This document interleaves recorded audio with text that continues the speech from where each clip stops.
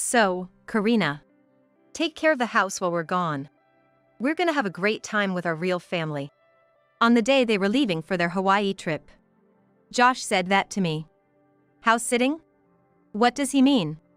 With a puzzled look on my face, Ryan bluntly tells me that I'm supposed to house sit. But that's something I can't just accept. As I start to object, Josh speaks up again. If you're bored, just clean the house or something. I was stunned. And then, I was certain it was intentional. From the nonchalant way my mother-in-law and Josh were acting, it was clear they knew about this beforehand. I was just being used for their 3-person trip. Make sure it's spotless, not a speck of dust. Facing their smirking faces, I realized arguing was pointless. I contained my anger and forced a smile. Sure. If that's how it is, I can't help it. Have a good trip. If they're going to be like that, I won't stay silent either. As I watched them leave the house looking so happy, my heart was burning with anger. My name is Karina. I'm a 45-year-old housewife. Despite being 45, I only celebrated my first wedding anniversary last month. My husband is Josh, originally my boss at work, and he's 50 years old. He's currently a manager. I respected him for his work ethic and aspired to be like him, putting my all into my job. My hard work paid off, and before getting married, I was promoted to a manager position, which made me even more dedicated to my work. I wanted to be recognized by Josh, to be as competent as him. Before I knew it, these feelings turned into love. But by that time, I was already over 40. Josh, although single, was divorced with a child. I had no intention of disrupting his or his child's life with my feelings. However, to my surprise, he proposed to me.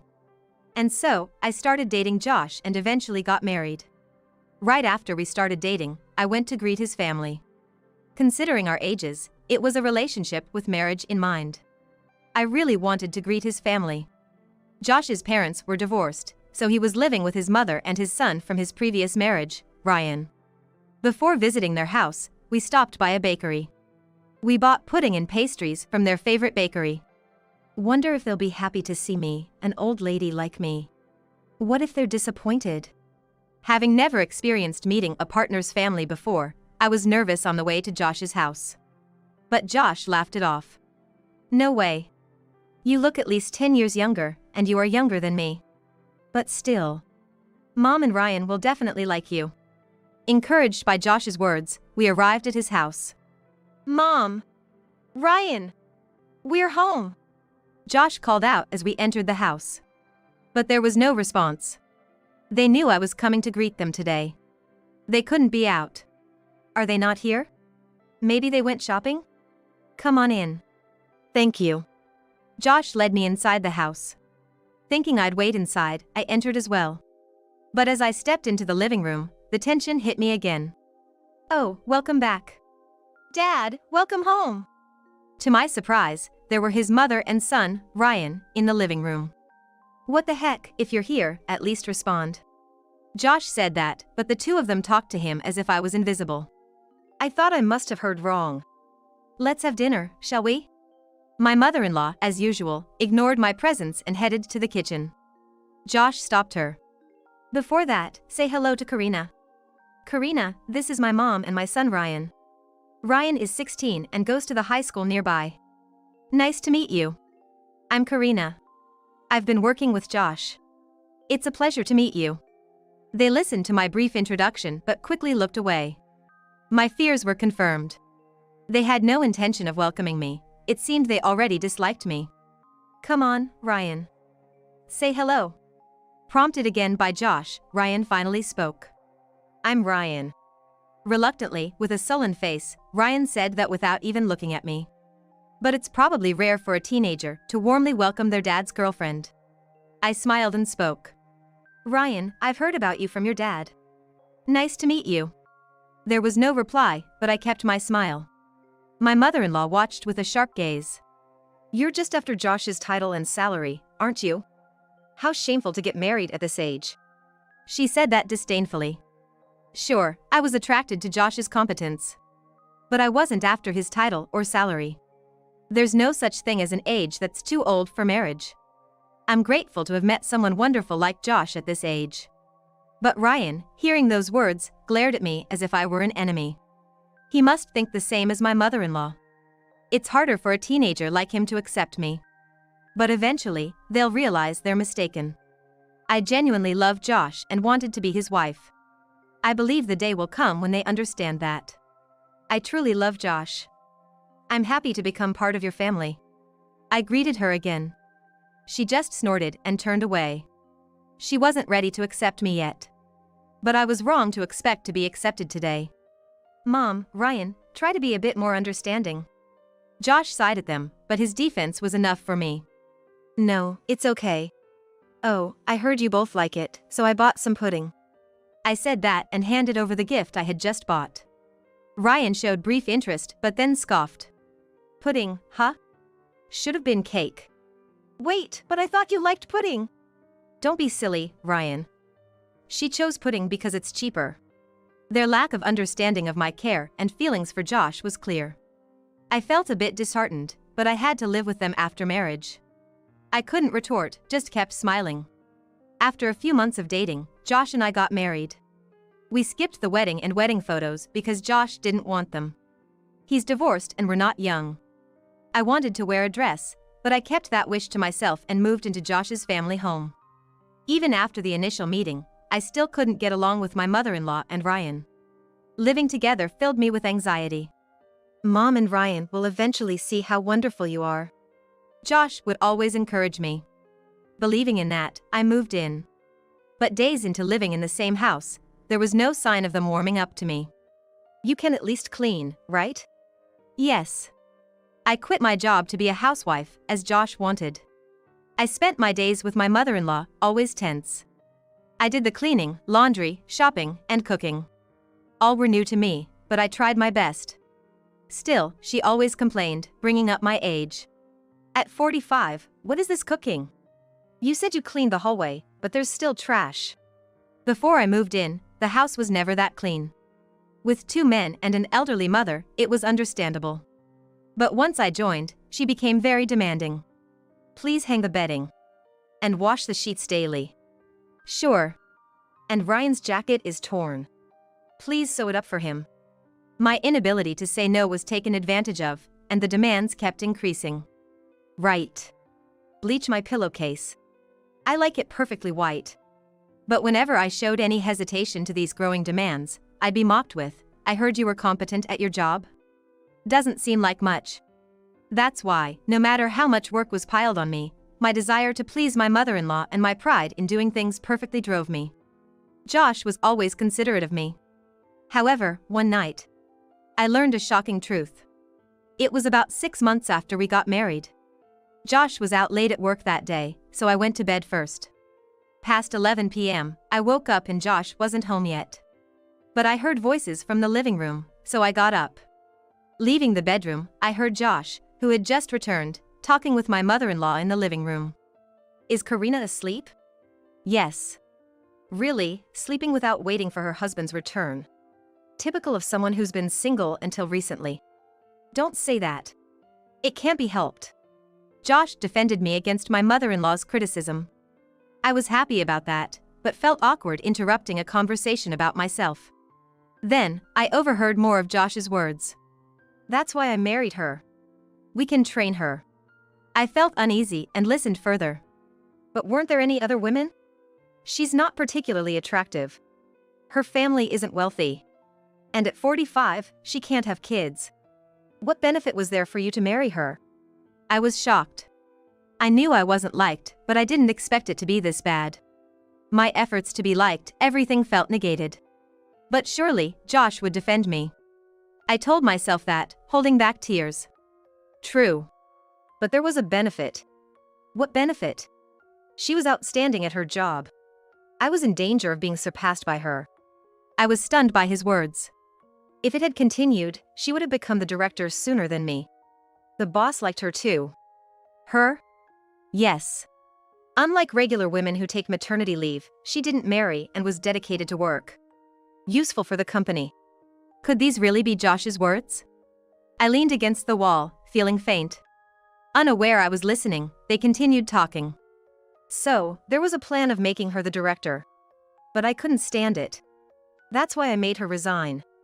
She was single, likely had savings, and not from a wealthy family, but still useful. Soon my mom will need care, so it was all beneficial for me. That's when I first understood the real reason Josh married me. I felt miserable and pathetic, believing I was truly loved. The idea of being cared for by her is unpleasant, though. My mother-in-law's words stabbed me again. I quietly returned to the bedroom. Full of anger and regret, I couldn't sleep, but I closed my eyes tightly. Eventually, Josh entered, but I ignored him and kept my eyes shut. Then, he looked at my sleeping face and muttered, "Really, it would have been better if she were a bit more attractive." After that, I lost all desire to be liked by my mother-in-law or Ryan. Knowing Josh's true nature, I thought about divorce, but it had only been half a year since our marriage. Unable to bring it up, our first anniversary was approaching. We never had a honeymoon, right? My boss wants to give us a gift and time off for a trip. One evening, Josh said that. What? Your boss? Yes. Since we didn't take a honeymoon, he wants us to take it. There was a company benefit for wedding leave. But I had already resigned, and Josh, being married for the second time, wasn't eligible for that. Since you were an important employee, he decided to give it to us. I was genuinely happy with his words. So, we decided to go to Hawaii with that opportunity. I used my savings for the trip, our first time abroad. Ever since hearing that conversation, I've been filled with regret about our marriage. But when I think about it, in a marriage where the husband is 50 and the wife is 45, there are bound to be some grievances in any household. I can't just chase ideals. Maybe this is a chance to change my mindset and keep pushing forward. Josh handled all the travel arrangements. He wanted to make it a family trip, including his mother and Ryan. I felt a bit reluctant about them coming along, but I couldn't dismiss Josh's feelings. So, I reluctantly agreed to his proposal. And so, this trip became a combined honeymoon and family vacation. On the day of departure, having finished packing the previous day, I picked up my suitcase and headed to the front door. Looks like you two are all set. When I arrived at the entrance, my mother-in-law and Ryan, both with their suitcases, were already there. I smiled at them, and my mother-in-law returned a sly smile. Karina, it feels bad to have you pay for the trip. No, it's a family trip after all. I forced a smile, feeling an ominous sense from her words. Josh then joined in our conversation. Shall we all go? Yes. The moment I replied. Ryan smirked. So, Karina. Take care of the house while we're gone. We're gonna have a great time with our real family. He said that to me. House sitting? What does he mean? Noticing my puzzled expression, Josh said. Oh, right. I forgot to tell you. We couldn't book a ticket for you. I'll take you somewhere else next time, so please house sit for us. His words, spoken brightly with a laugh, were incredibly hurtful. Wait. What do you mean? You gotta leave for our marriage, right? And I contributed to the travel expenses from my savings? Unable to accept this, I spoke up. Josh sighed. There's no helping it. If you're bored, just clean the house or something. I was stunned. And then, I was certain it was intentional. From the unsurprised reactions of my mother-in-law and Ryan, it was clear they knew about this beforehand. I was just being used for their 3-person trip. Make sure it's spotless, not a speck of dust. Following Josh, my mother-in-law said that too. I contained my anger and forced a smile. All right. If that's how it is, I can't help it. Have a good trip. If that's their attitude, I won't stay silent. As I watched them leave the house happily, my heart was burning with anger. How shall I retaliate? Yet, unable to do anything right away, I found myself cleaning the house. I was always under the watchful eye of my mother-in-law. Maybe it's time for some decluttering, I thought, when suddenly someone knocked at the door. Maybe Josh and the others forgot something. With a stern face, I headed to the front door and was surprised by the person standing there. Who might you be? Is this Josh's house? Yes. I'm Josh's wife, but who are you? The elderly man, a stranger to me, widened his eyes upon hearing my words. He then smiled and introduced himself. Josh remarried? Nice to meet you, I'm Josh's father. What? I exclaimed loudly, frozen in shock. I had heard that Josh's parents were long divorced. This was the first time I met his father. Trying to call Josh was futile. There was something suspicious. However, after talking a bit and confirming he truly was Josh's father, I greeted him. His voice and face, so much like Josh's. "Nice to meet you. I heard you and his mother were divorced, so I'm sorry I couldn't greet you earlier." His eyes widened at my words. "Divorced? Me and his mother?" And with a voice as if he was hearing it for the first time, Josh's father exclaimed loudly. I nodded, feeling overwhelmed by his presence. He slumped his shoulders and muttered, "I can't believe he said that. Am I no longer part of the family?" As it turns out, Josh's father was just working in Alaska, not divorced as I had been told. He had been sending money every month, but I was never informed about any of this. His words left me feeling uncomfortable. Ryan's comment about real family earlier had stuck with me. I had tried my best to become part of their family. But I was never accepted, and probably never will be. "I'm sorry, you came all this way, but Josh and the others won't be back for a while." I said this, trying to be considerate. Then, looking at me, Josh's father asked, "Why?" "It's a family trip. You're his wife, aren't you?" He tilted his head, puzzled. I laughed self-deprecatingly. "They went with the real family, so I'm house-sitting." "What?" Josh's father clenched his fist. Apparently, he felt a sense of camaraderie with me. Later, we went to a local cafe. On the way, neighbors who saw Josh's father greeted him with "long time no see" and "welcome back." Not seeming to find it strange that he was with me, confirming he was indeed part of Josh's family. "I've been living in Alaska for about 10 years now." He began as soon as we entered the cafe. Come to think of it, there were occasional gifts from Alaska. When I asked the mother-in-law, she said they were from relatives. I never doubted her words, but they must have been from Josh's father. "I usually come back every year, but this past year was especially busy, and I couldn't make it. So, I took this time off to come back, but that's how it was?" I didn't expect the house to be empty. I tried to contact them, though. He laughed, troubled. But his voice lacked energy. Understandably. He hadn't been informed about Josh's marriage, and was led to believe they were divorced. Moreover, being left out of the family trip must have been a bigger shock to him than to me. I had a feeling. They didn't want me to come to Alaska, and were against me quitting my job and returning. I guess I'm not considered family. Well, and to leave not just me, but also his beloved wife behind. What is Josh thinking? I shook my head at his words. I'm not loved. What do you mean? I ended up telling Josh's father the truth. About how Josh hindered my promotion, married me for caretaking his mother, and because he thought I had savings. That's why they probably didn't feel the need to tell you. Josh's father was speechless. Then, his face turned red, and he started trembling.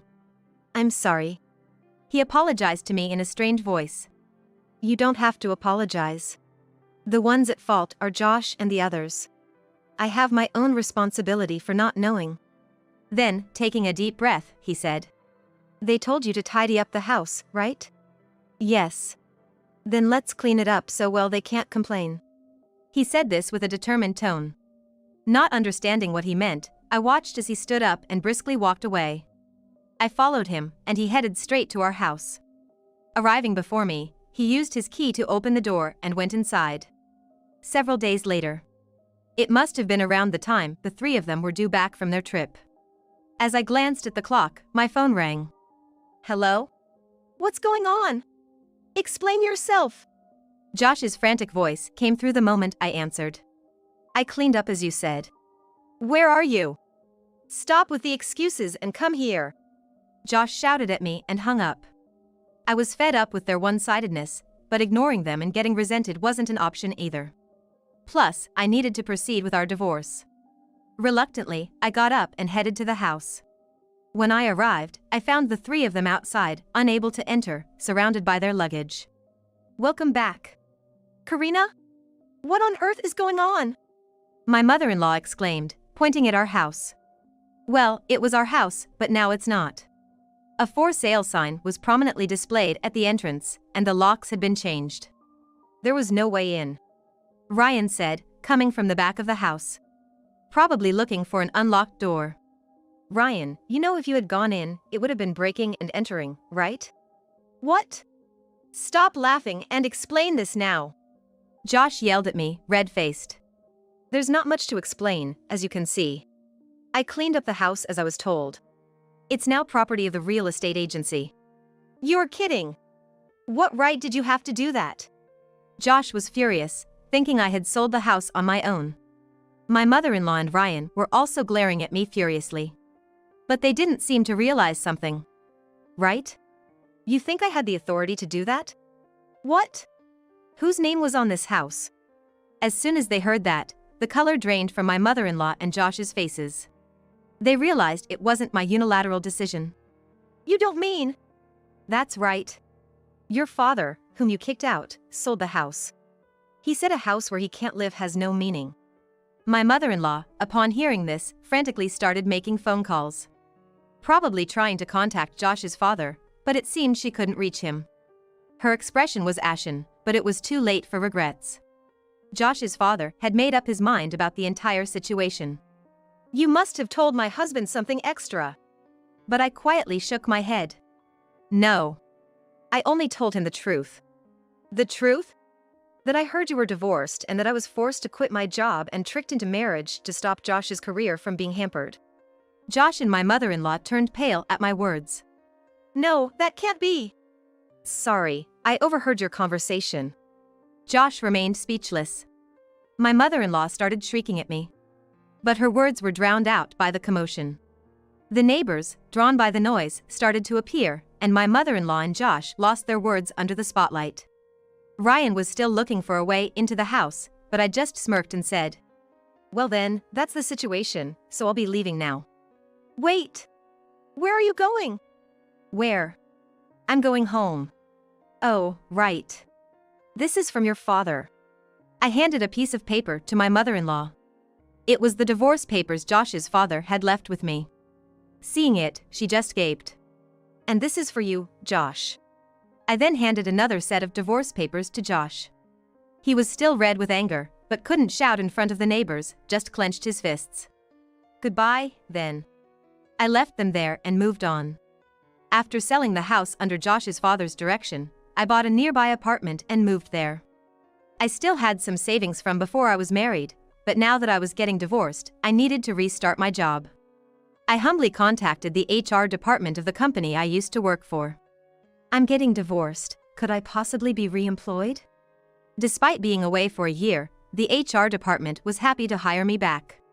Before I left, I worked under Josh, but they were considerate enough to arrange so that I wouldn't have to be under him anymore. Thank you so much. Having you back is a blessing for our company. The boss is also pleased. So, I arranged things with the company, and my return to work was settled. Then, from the next day, I started working again. The company's CEO was very pleased with my return to work. However, a divorce. Well, even in marriages that start with love, couples face various issues. I wasn't in love. Moreover, I haven't officially divorced yet. What do you mean? I disliked gossiping, but I had to explain why my address was different from his. I've handed over the divorce papers to Josh and have repeatedly asked him to sign, but he's been reluctant. Now that the house is gone, it seems the three of them are living in an apartment, and Josh is unhappy about my purchasing a condo. The divorce isn't progressing smoothly because it seems he's after my new home and money. After I explained, the CEO's face grew troubled. In cases like these, it's better to have a third party involved. Let me talk to him. He then called Josh in. Karina? Why are you here? Josh was surprised to see me as I hadn't informed him of my return to work. I've heard Karina's side. Now I'd like to hear yours. Well, don't worry, I'm not just taking her side. The CEO spoke to Josh in a non-threatening way. But Josh turned pale and started sweating.